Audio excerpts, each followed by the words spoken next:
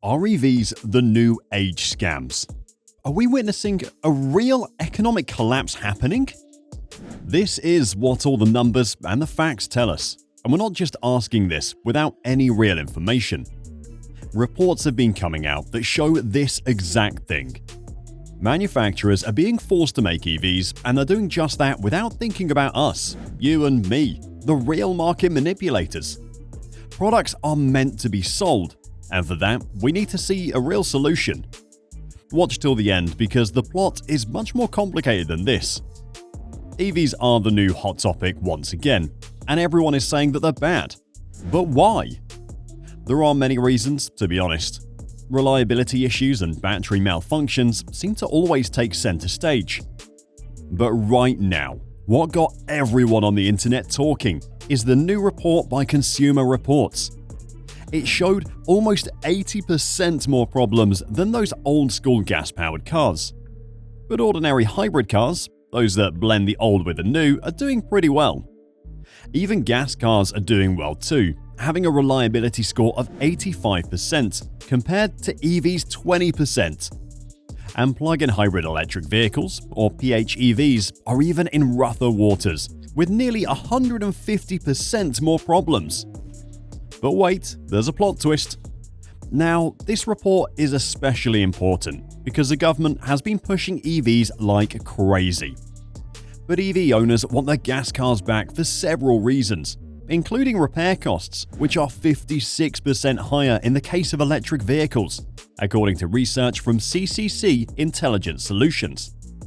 Repairing an EV after a crash costs nearly $6,600 on average, compared to an average repair cost of $4,255. So even though EVs require less maintenance in theory, they could cost a fortune in the long run. So we aren't surprised that almost no one wants to buy a used electric car. To put it simply, EVs are not doing well. First off, there's a scarcity of specialized shops catering to EVs, not to mention the shortage of skilled technicians compared to their conventional counterparts. Now, here's the kicker. EVs often roll off the line, sporting pricier materials, favoring aluminium over traditional steel. Add lithium-ion batteries to the mix, demanding special storage due to potential fire risks, and throwing more complex safety protocols into the repair equation. It's a recipe for complexity and time-consuming fixes, inevitably inflating those repair bills. So it's no surprise that when these electric wonders age, owners find themselves shelling out big bucks for repairs on vehicles. Even the big names like Tesla are not surviving the real deal. Let's face it, EVs are not the epitome of practicality. The US NHTSA dropped a bombshell, linking a whopping 392 crashes to self-driving and driver assistance systems in just 10 months, with a staggering 70% involving Tesla vehicles. These are not mere blips on the radar. Autopilot, or FSD, was in play for 273 of those Tesla incidents, while Honda cars got entangled in 90 and Subaru models had their share of 10. The rest, including Ford, GM, VW and Toyota, each had their slice of the pie with 5 incidents. Now, if you think we're just hammering down on EVs, you're not wrong. But when else can we do this is the truth. For ages, the experts have serenaded us with tales of EVs being a cheaper ride, overlooking a crucial detail like insurance. And keep watching because we will talk about the rest in just a few more minutes. The industry has a long way to come.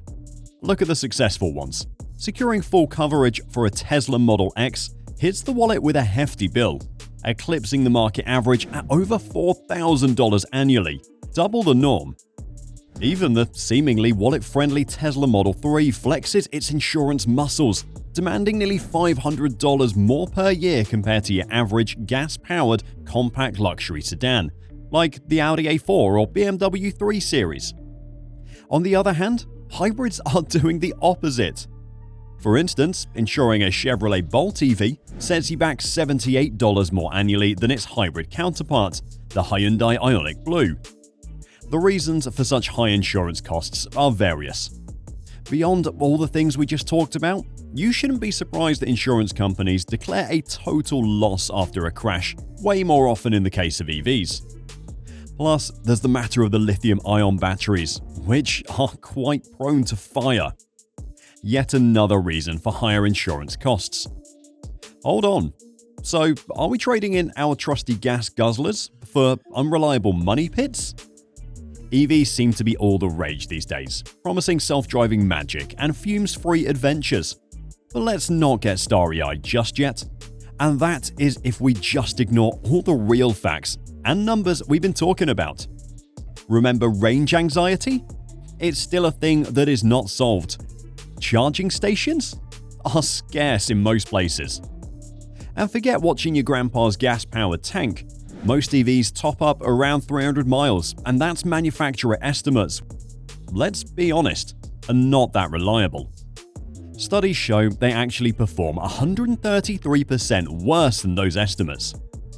And then there's the weather conditions that dictates your battery's performance. But wait, there's more.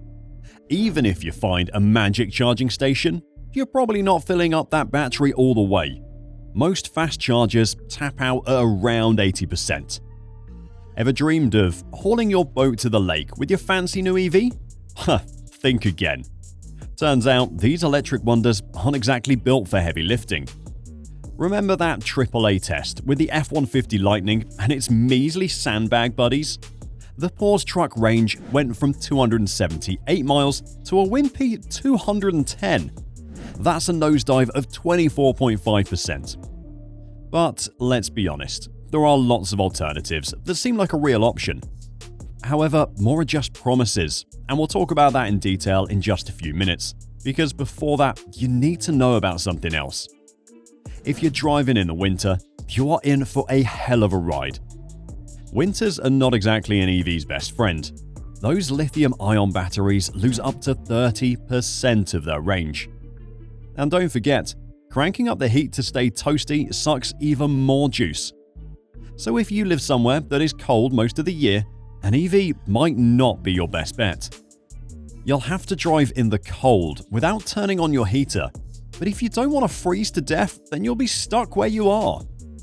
And if you're stuck living in an apartment with no garage, charging your shiny new EV might feel like a real quest. Public chargers are only an option, sure. City dwellers might have enough charging points to keep them buzzing, but venture outside the urban jungle, and things get bleaker. Are you planning a road trip with your EV? Good luck. The charging network in most places is not that reliable. Those fancy fast chargers are not all the rage. Sure, they might be faster than the old ones, but there are no gas station pit stops. Half an hour to top up? Forget it! That is only true on paper. Plus, filling up at a public charger can set you back as much as your gas-guzzling guzzler. So, what is the point in switching in the first place? A recent study by JD Power found that over 20% of EV drivers had charging nightmares in just the first few months of last year. Imagine pulling up to a charger, all excited, only to find a broken screen, payment system that feels like it hates you, or a connector that looks like it went through a blender. Not exactly the charge and go future we were promised, right?